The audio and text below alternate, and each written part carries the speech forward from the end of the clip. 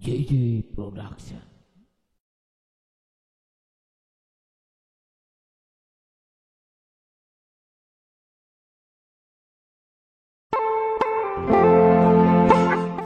Berawal dari ketertarikan dengan tato, laki-laki kelahiran Banyumas tahun 1986 ini memantapkan diri untuk berpindah profesi dari seorang desain sablon menjadi seorang tato artis.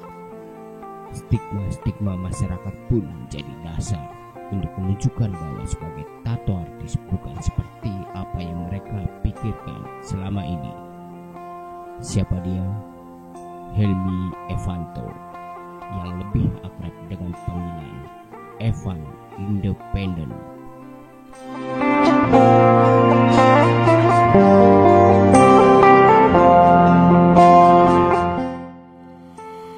Saya sendiri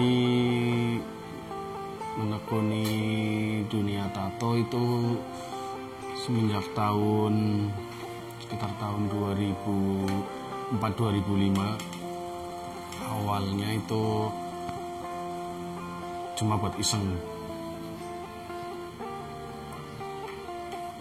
Nah, terus sebelum ditato saya itu emang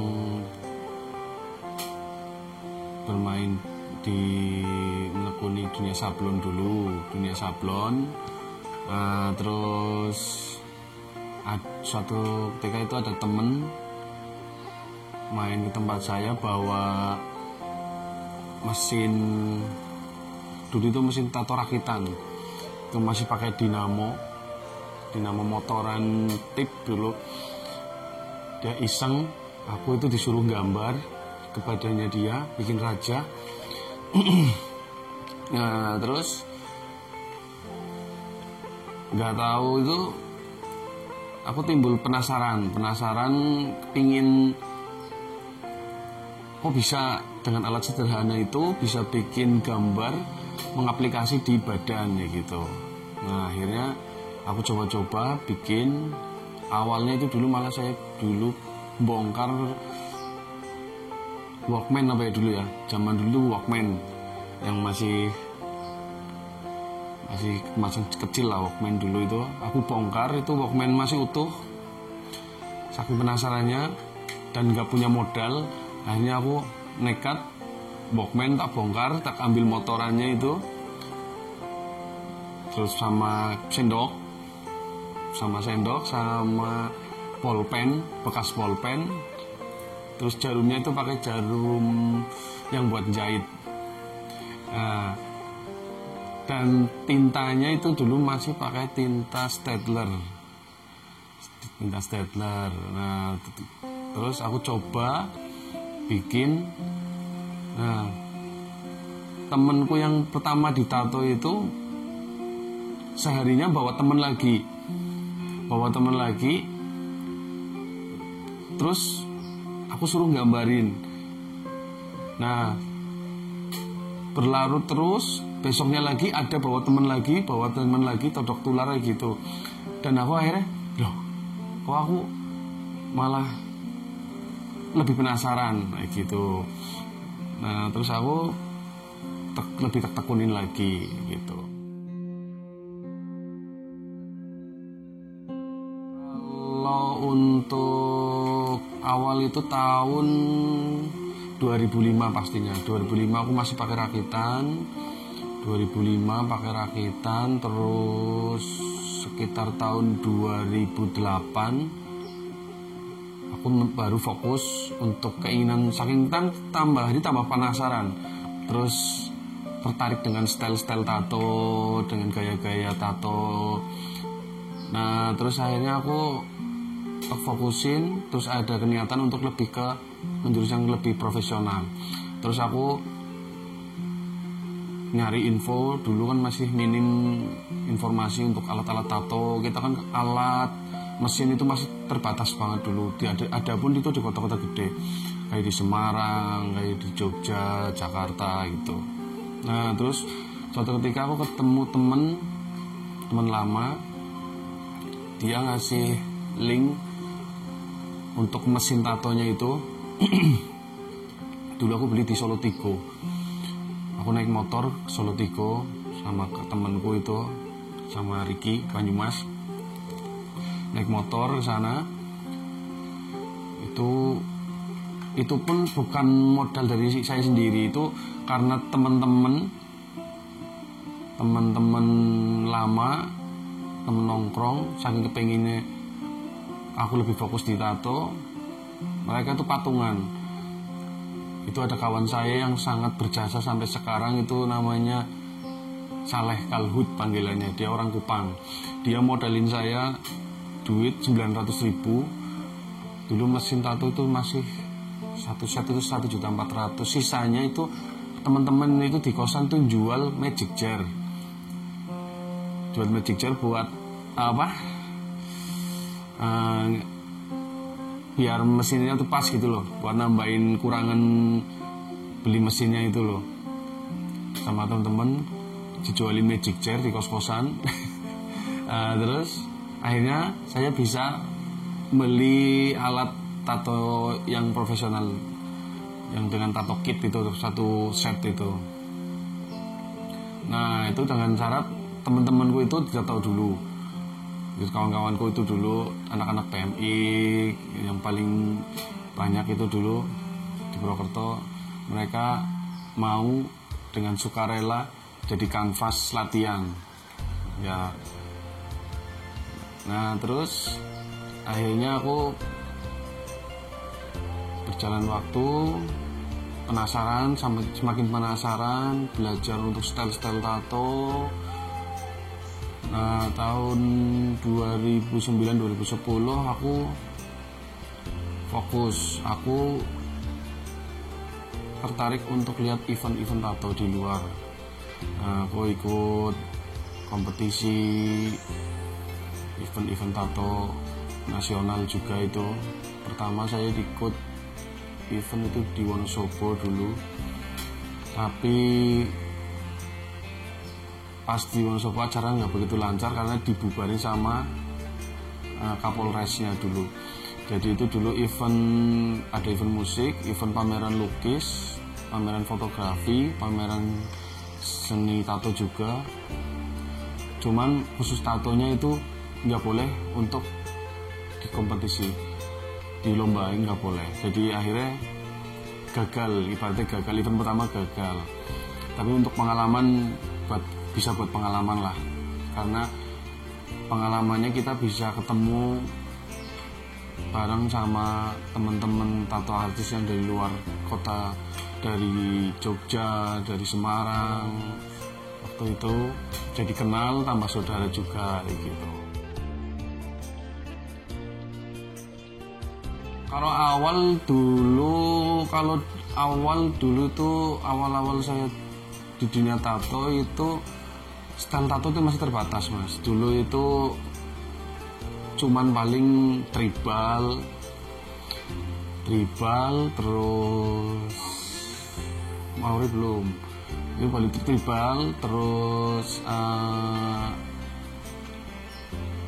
namanya dulu biomekanik, cyber robot kayak gitu. Nah itu awal-awal, berjalan waktu itu ada new school, old school. Nah semakin kesini pun semakin bertambah, itu ada beberapa style tato lagi berkembang. Itu ada realis color, black and grey, terus ada fantasi, oriental, Japanese. Banyak banget mas, style tato sekarang itu banyak banget pilihannya, dan sekarang itu bisa dikatakan orang bisa ambil spesialisnya di mana. Kalau saya sekarang, kalau awal dulu saya di oriental, tapi kalau sekarang saya cenderung kepingin ke realis gitu. Soalnya kan itu style tato sama aja, alirannya kan banyak. Dan tapi kalau untuk sebagai profesi tukang tato sendiri itu harus, kalau bisa segala aliran harus bisa. Soalnya kan kita ngikut customer. Nggak, kita mungkin bisa idealis, tapi kalau untuk di kota Purwokerto sendiri idealis kita nggak bisa makan mas. Kita harus Kayak kita ngikut customer, ada customer datang, nanti tanya mau konsepnya apa, stylenya apa, nah, kita harus bisa ngikuti kemauan customer kayak gitu. Harus mengikuti. Makanya ya panduannya untuk secara kita profesi tukang tato, kita harus bisa mempelajari beberapa style.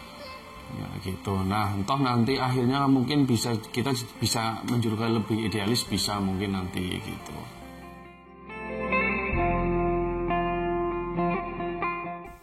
Perjalanan dari titik nol menjadi perjuangan yang begitu indah untuk dinikmati.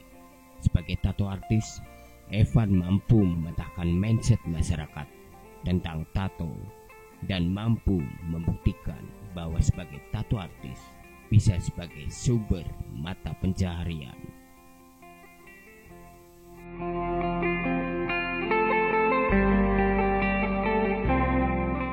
Dulu itu cenderung kita ke teman, dari teman ke teman, karena dulu kan masih minim medsos kan, dulu kan kita harus ngandelin cuma aku bikin temen, nanti karyaku yang udah aku bikin ada orang lain lihat tertarik. Nah, dulu kan paling media paling cuma by phone, SMS ya gitu dulu kan. Terus berkembang waktu ada BBM dulu, BlackBerry Messenger. Nah itu sangat membantu dulu untuk perkembangan di dunia tato saya dulu. Kita promosi lewat BBM, dulu kan ada broadcast kayak gitu.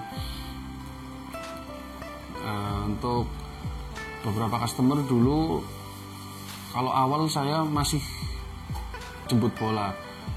Dulu saya dari rumah ke rumah, kos-kosan ke kos-kosan, sampai ke Wonosobo saya dipanggil, ke Cilacap, ke Banjar, Purbalingga dulu sering.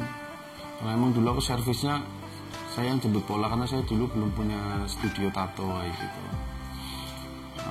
Berinya waktu aku sampai ke Jakarta dipanggil. Kalau tawaran dulu di Jakarta udah beberapa kali, cuma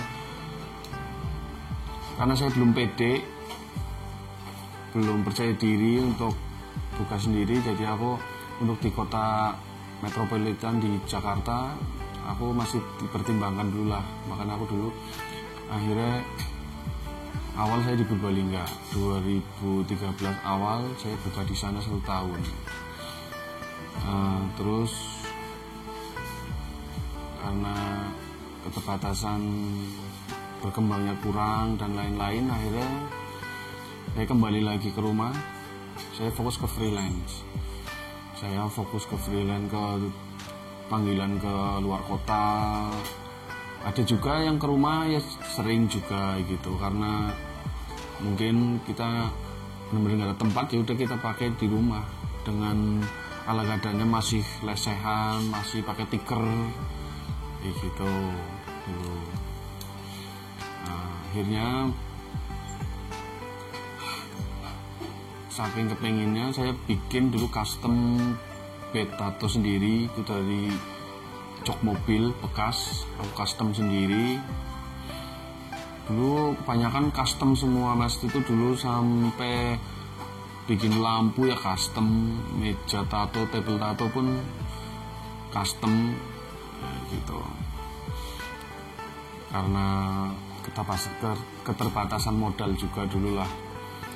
Harga tato pun dulu kan masih nggak kayak sekarang mas. Dulu kan kita masih sedikit bebas untuk tarif tatonya sendiri gitu loh, karena kita belum ada komunitas juga gitu. Nah, beriring waktu kesini semakin banyak tato artis di Purwokerto, peminat-peminat untuk pada belajar tato banyak. Akhirnya kita kesepakatan untuk bikin komunitas, itu Purwokerto Tato Club, yang sampai sekarang kita jalan.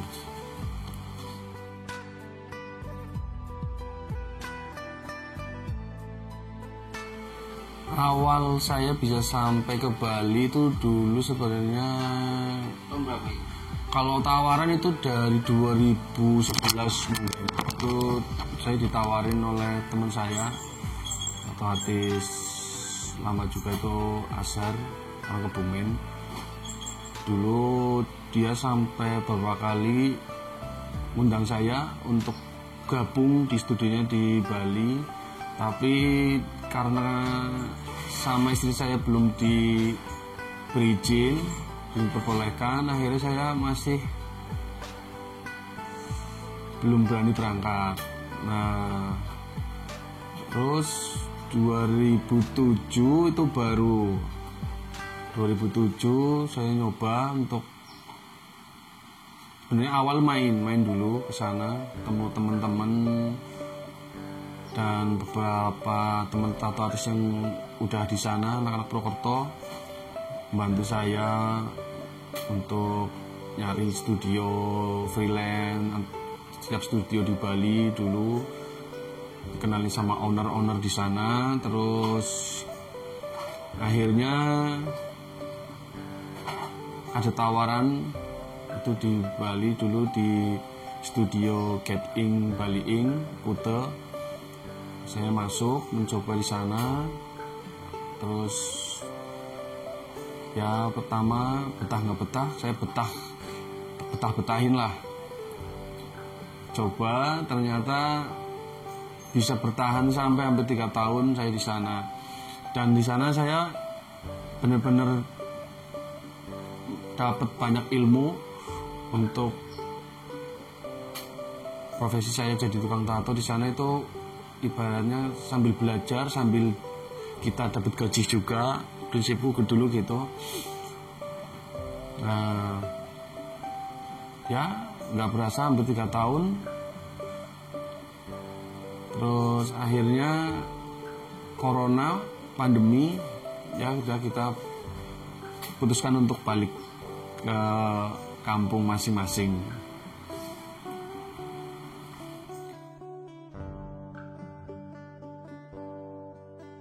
Kalau untuk event tato sendiri awal 2010 itu di Surabaya dulu, di Surabaya. Terus waduh, lupa ini urutannya, lupa saking semangatnya ikut event, lupa. Tapi yang pasti dulu awal pertama sebenarnya di Wonosobo, karena di Wonosobo itu gagal, ya ibaratnya itu bukan event tato lah, cuma akhirnya buat kumpul aja. Nah, kalau yang benar-benar event, saya itu di Surabaya, habis itu di Jogja, Solo, Jakarta, Bekasi, Magelang, Semarang, ya paling lingkup masih di Jawa gitu, masih Indonesia di Jawa juga.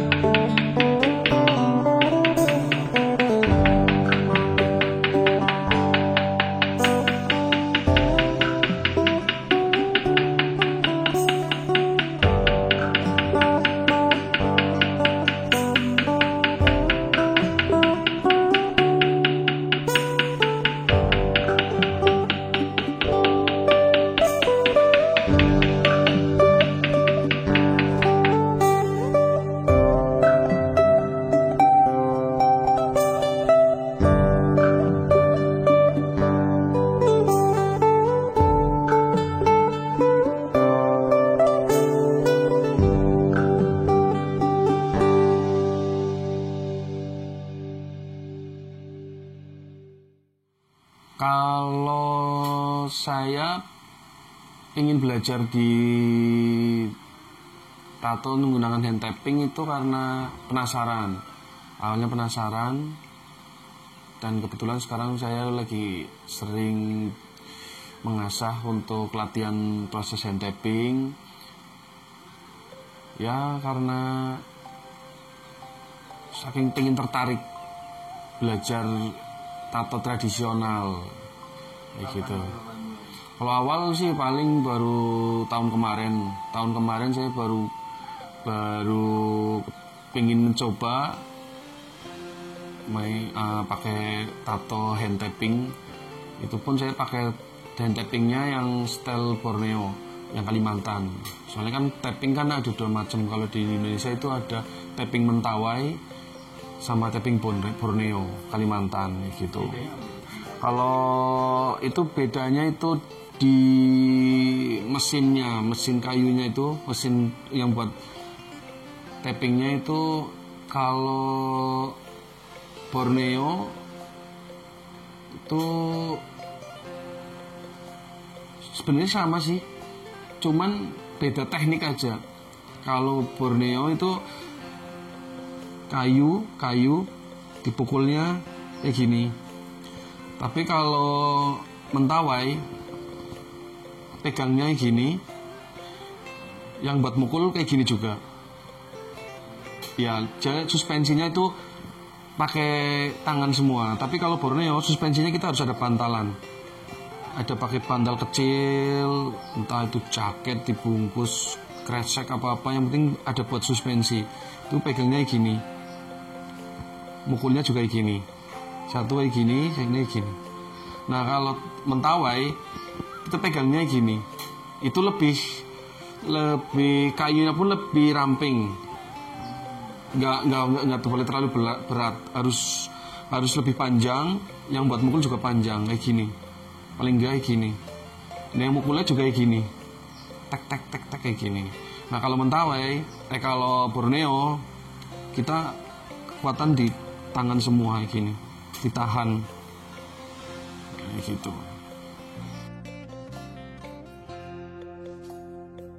Nah kalau untuk tarik sangat jarang. Untuk di Purwokerto sendiri jarang banget. Paling itu pun beberapa teman-teman yang dia tertariknya itu karena unik, bukan karena kualitas gambarnya. Kalau untuk kualitas kita lebih bagus pakai mesin pasti, tapi kita lebih ke arah lebih ada sensasinya mas, kayak gitu. Kita pengen sensasi bikin tato raja menggunakan alat yang sangat tradisional kayak gitu. Kalau untuk pasar sendiri di sini belum bisa, untuk hand tapping belum bisa. Nah makanya dari itu saya ingin belajar, kita sedikit ngasih informasi. Mungkin di Purwokerto nanti ada ya tato artis yang mau menekuni tradisional kayak gitu.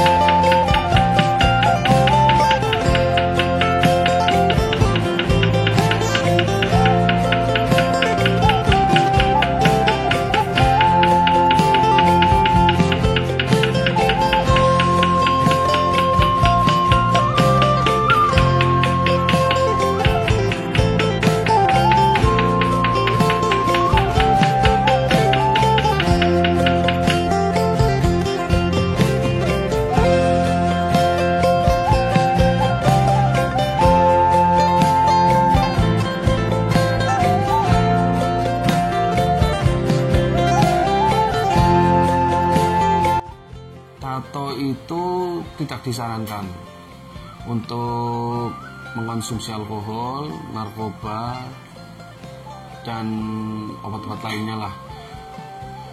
Ya karena apa? Karena kita berani bertato ya kita harus berani sakit. Namanya tato ya sakit. Gak ada tato ya nggak sakit gitu. Nah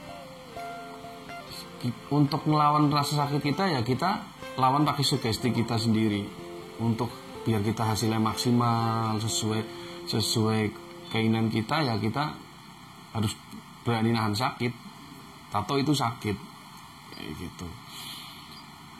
Nah kalau sekarang udah enak mas, sekarang itu ada salep anestesi.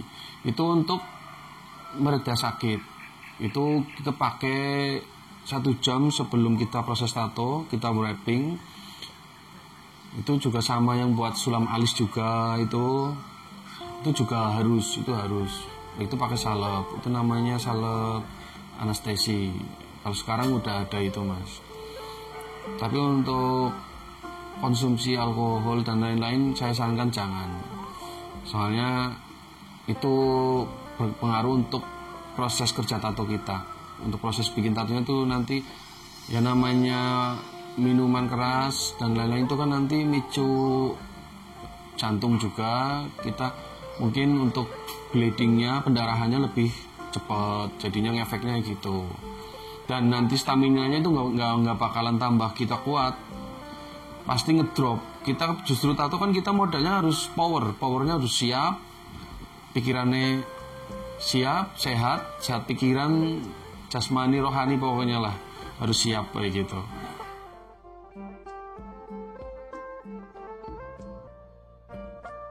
Kalau untuk SOP di tato itu wajib.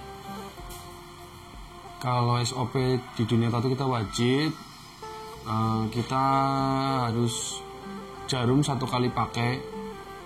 Kita cek expired jarum juga, itu kan ada masa aktif expirednya itu setiap kemasan jarum tato.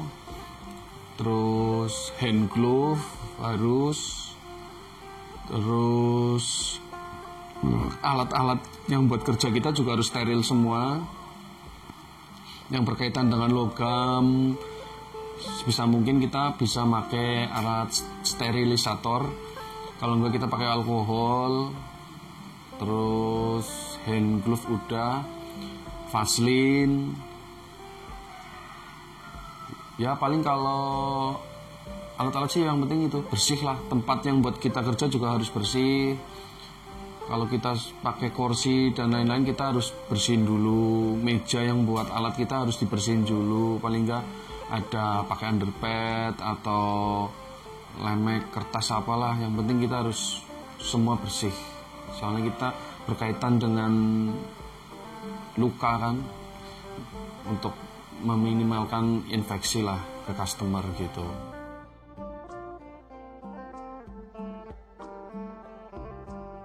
Untuk karakter kulit sendiri itu sebenarnya semua mungkin bisa. Nah, kita kan kembali ngikut customer juga. Customer datang entah itu orang kulit hitam, kulit putih. Ya intinya perbedaannya nanti kita di kualitas gambar, untuk gambar hasil akhirnya. Kalau kita di kulit yang putih, mungkin kita gambarnya lebih kelihatan detail, lebih maksimal. Kalau yang kebetulan datangnya kulitnya gelap, ya mungkin kurang maksimal gitulah. Nah kalau untuk pantangan jenis-jenis kulit sendiri, mungkin ada beberapa kita mungkin sebelum kita proses tato, kita harus ngobrol dulu sama customer. Itu ngobrol dia punya alergi kulit atau tidak, dia punya penyakit kulit atau tidak, gitu loh. Jadi kita harus ada konsultasi dulu.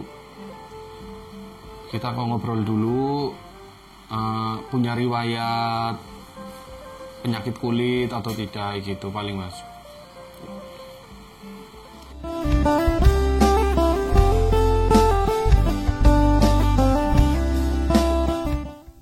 Bagi Evan, tato itu sudah bukan sekedar raja, tapi sudah menjadi fashion untuk masyarakat sekarang ini. Berbagai macam teknik tato dipelajari dari melihat referensi dan mencoba secara otodidak, tak membuat patah semangat dalam mengembangkan kreativitasnya. Karena bagi Evan sebagai tato artis harus mampu menguasai semua dan mengikuti keinginan customer.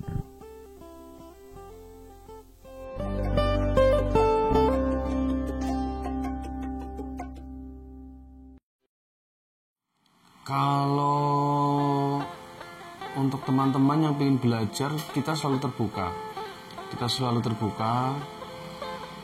Dan kita sudah menyediakan wadah, yaitu komunitas Proto Tato Club. Itu kita bukan untuk cuma tato, kita ada piercing juga, piercing dan tato Purwokerto. Itu kita sangat terbuka Mas, dan lebih baik ya, langkah baiknya kita komunikasi dulu sama teman-teman, nanti kita sharing, tukar pikiran, itu pasti ada tambahan ilmu lah kayak gitu. Jangan kita belajar sendiri mungkin lewat YouTube dan lain-lain, tapi lebih baik kita langsung, bukannya kita menggurui, kita lebih ke tukar pikiran, tukar ilmu kayak gitu Mas.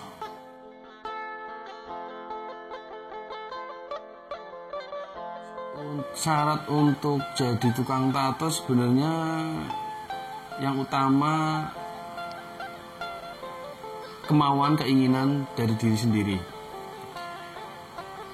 Soalnya kalau sekarang mungkin banyak yang peminat tato, mungkin karena nggak percaya diri, dia nggak bisa gambar dan lain-lain, itu sebenarnya nggak masalah menurutku. Itu kalau sekarang kan untuk proses tato kita kan banyak kan lewat print, nanti kita stensil, baru kita aplikasi ke kulit.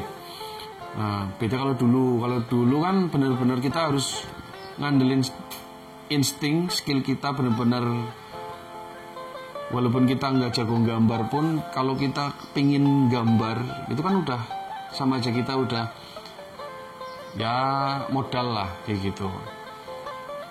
Nah, dulu itu masih pakai, ya kita langsung freehand pakai bolpen ke badan. Kalau dulu bisa juga pakai kertas kalkir, untuk bikin stensilnya itu pakai kertas kalkir, gambar di fotokopi, nanti kita tumbuk kertas kalkir, kita spidol, dibikin mal, baru kita tempel ke badan gitu, pakai pixie itu roll on. Nah, kalau sekarang semakin banyak berkembang, orang pingin bisa nato, kita udah enak. Sekarang kita ada stensil dan kita nggak perlu ribet-ribet gambar, kita tinggal edit di komputer, laptop, kita print sesuai yang kita inginkan, baru kita stensil, karbon, itu udah enak, tinggal tempel.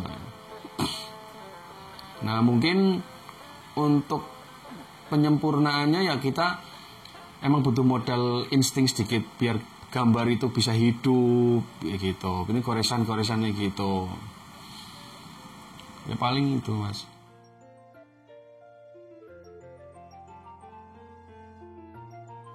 Kalau untuk harga tato sendiri itu bervariasi.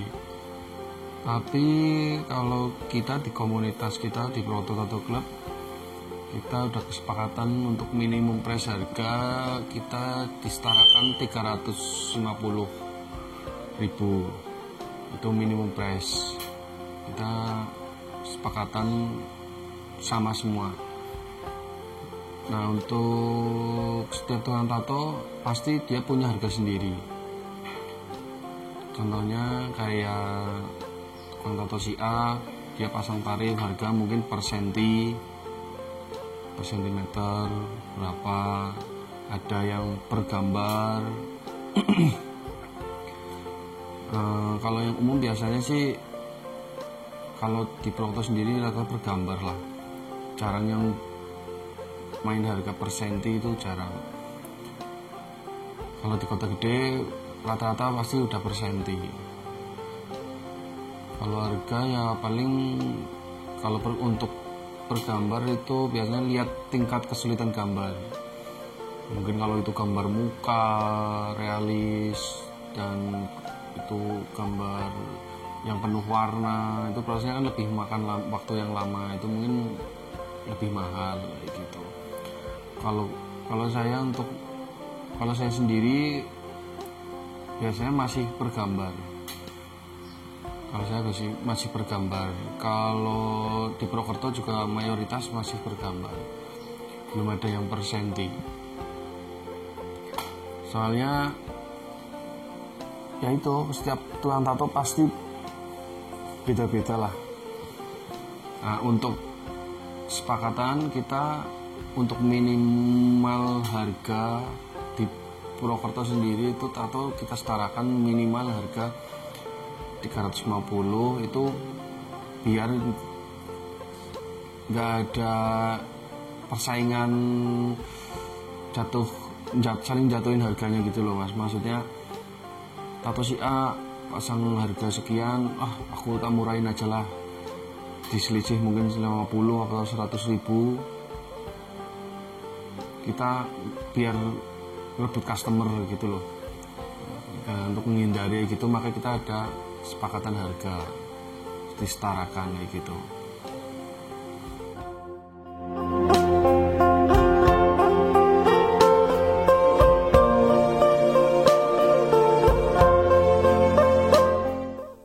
Begitulah perjalanan seorang Helmi Evanto dalam setiap karyanya yang menghiasi kulit para pecinta tato.